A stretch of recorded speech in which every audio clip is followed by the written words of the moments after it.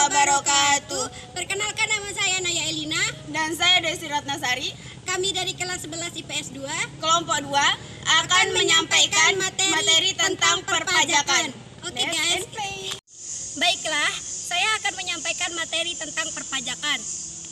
Kita mulai dari pengertian pajak, ciri-ciri pajak, fungsi pajak, dan manfaat pajak. Oke, kita mulai dari pengertian pajak.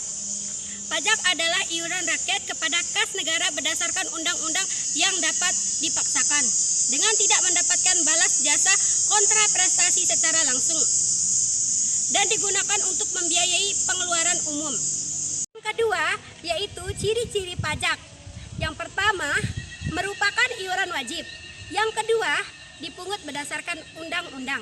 Dan yang ketiga, tanpa mendapatkan imbalan balas jasa secara langsung.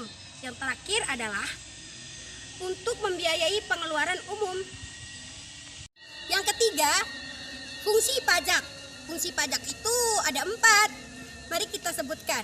Yang pertama, fungsi anggaran, yaitu sebagai sumber penerimaan kas negara.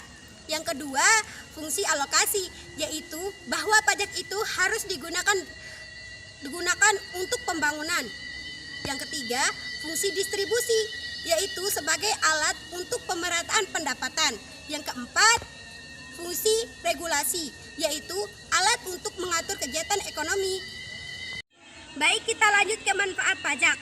Manfaat pajak antara lain membiayai pengeluaran negara yang bersifat self-liquidating, membiayai pengeluaran reproduktif, membiayai pengeluaran umum, membiayai pengeluaran tidak reproduktif.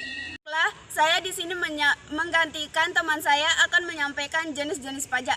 1. Berdasarkan golongannya. Berdasarkan golongannya dibagi menjadi 2, yaitu pajak langsung. Pajak langsung yang harus ditanggung oleh pajak sendiri, oleh pemajak sendiri, dan tidak dapat dialihkan kepada orang lain. 2. Pajak tidak langsung, yaitu pajak yang pemungutannya dapat dialihkan kepada orang lain. 2.